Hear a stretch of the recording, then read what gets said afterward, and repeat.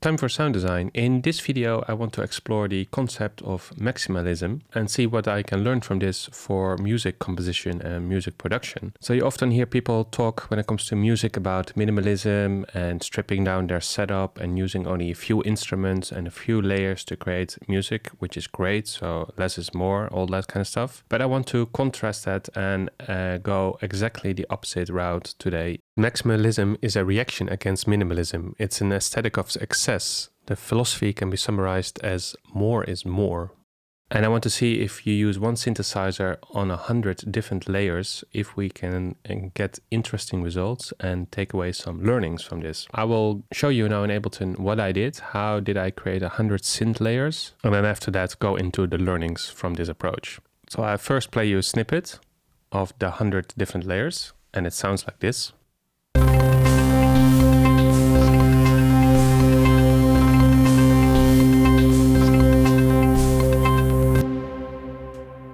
And this is the Ableton session. So as you can see here, starting from the top, layer 1, all the way to layer 100. So I color-coded the tracks in groups of 10, and then I route them to a separate channel here so I can easily mute and unmute the tracks. What I used for all of the tracks is the drift synthesizer that comes standard in Ableton. And I used some EQ in each track and maybe one effect, not for all of them. So if we start with the first 10 tracks here in blue, what I did for each of the tracks is basically play with the filter. So if we go to track number 1,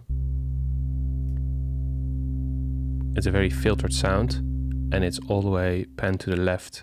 The next one's panned to the right. So I'm not going to go through each of the 100 layers, but the idea of these first 10 layers was basically different filter openings. So you can see 100 Hz, 200, 500, 1000. So if I play track 8, it's much more open. And the notes are also different. So there are continuous ones, there are short ones, just to create some variation. So if I play you the first 10 tracks only, it sounds like this.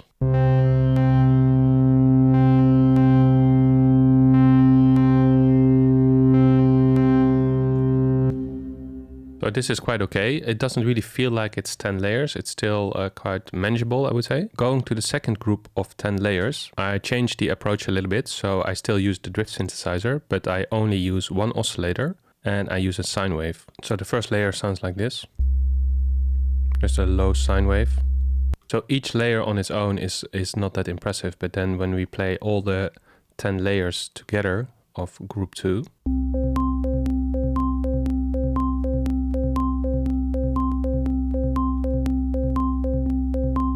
so for instance, here on layer 14 and 15, 14 is panned hard left and 15 is panned hard right. They're short notes, C3 and also C5. So it's 2 octaves higher. The other thing that I forgot to mention is that I only play the note C. So I play it in different octaves, but I don't create any melody. It's just only C notes for the entire thing. So that was group 2, sine waves. Then going to group 3 is noise. Again, the drift synthesizer, I disabled the first 2 oscillators and used the noise here at the bottom for all 10 layers. So that sounds like this.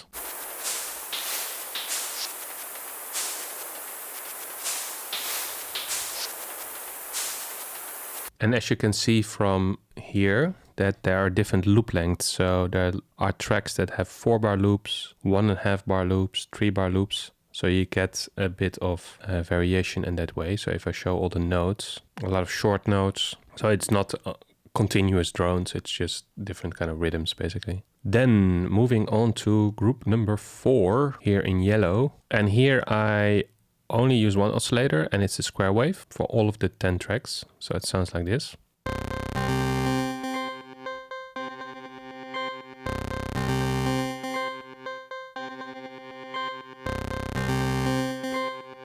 And as you can hear, it's in different octaves. So that's group number 4. Then going to number 5. Yeah, so here I used a lot of reverb. So actually 100% wet reverb. So it sounds like one layer sounds like this.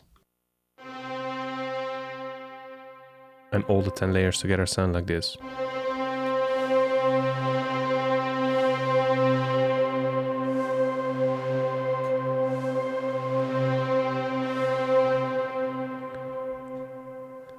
So you really get that with a full wet reverb on 10 different layers. You get this really like nice wash for the background. It's very sort of muted in the background, and it really complements the other kind of more direct tones. So by this time, I'm on to track number 51 to 60. So I needed to change it up a little bit. And here I thought, like, let's go with very short sounds to create kind of an interesting texture. So if you look at the tracks, the notes are short, but mostly if you look at what I did here is that I put the sustain all the way down and the decay also quite down. So this is 150. So that sounds like this.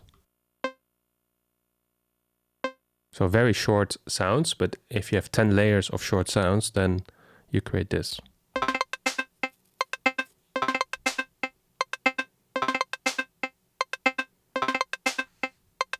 And if you play that with the rest, it's quite interesting.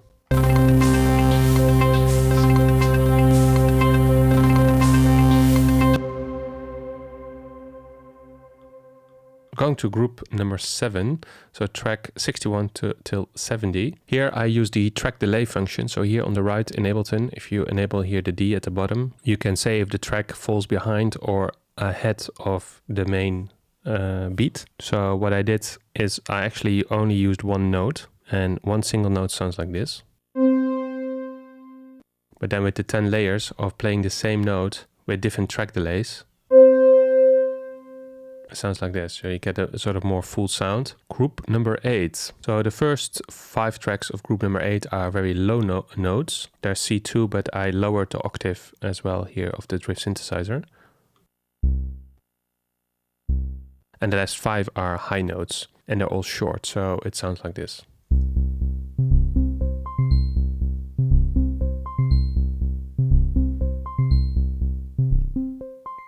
And it goes up to C8 even, octave 8, so that's very high. Then going to group number 9, here in yellow, I went even shorter, and as you can see here on the first track, number 81, the attack is at 0, the decay is at 5, sustain at 0, and release at 10. So these sounds are extremely short. So they're basically just a little tick that you don't even hear the note. And if you do that with 10 layers, and again, I use the track delay to just space them a little bit from each other, it sounds like this.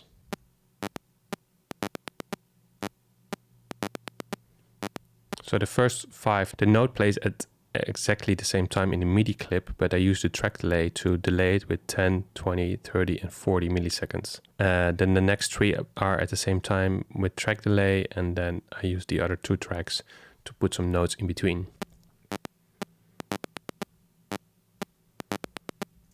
So it's a very subtle rhythm. And then we're already at the last 10 tracks. What I try to do here is to create some kind of unison. So I play the same notes. I only use 2 different octaves, but I play them a little bit later from each other. So the first part sounds like this. So I used a very long attack time, and then the second layer comes in like a quarter note later, and then an 8th later, and 8 and a quarter note. So then together it sounds like this.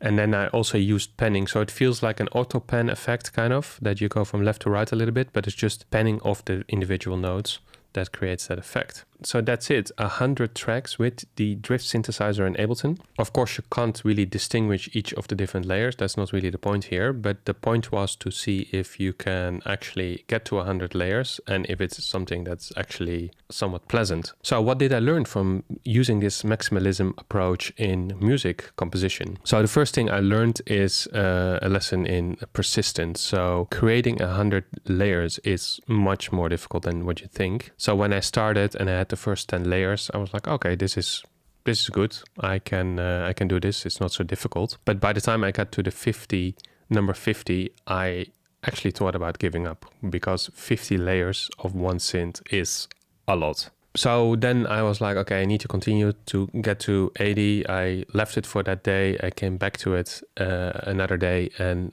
I had sort of new ideas of what kind of sounds I wanted to create. And by the time I got to number 80, I was like, oh, it's only 20 layers left.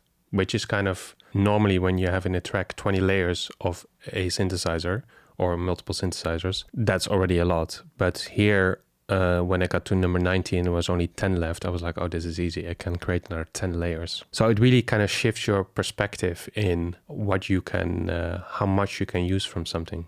And then the second and more important thing that I learned from doing this approach is that an individual sound doesn't necessarily have to be interesting or doesn't have to be a lot. If you hear it on its own, you think like, okay, whatever. So for example, if you hear the tick from the track number 81 till 90. So when I play this individual tick, it's very unimpressive, but layering 10 of them together, you already create a texture. So I think that's the thing to really take away from this video, is that sometimes you can have one very tiny sound that you recorded yourself or you made with a synthesizer, and by taking the maximalism approach, by layering multiple of them together, you can create a bed of textures, or you can create a melody that is far more interesting than the individual sound. So what I showed you now in Ableton is an 8-bar loop. I will extend this for a bit longer and change the volumes between the different layers to create a soundscape basically that lasts like 2-3 minutes. And I will play that at the end of this video. Let me know in the comments what you think about this maximalism approach in music production and music composition. Keep making music, and see you in the next one.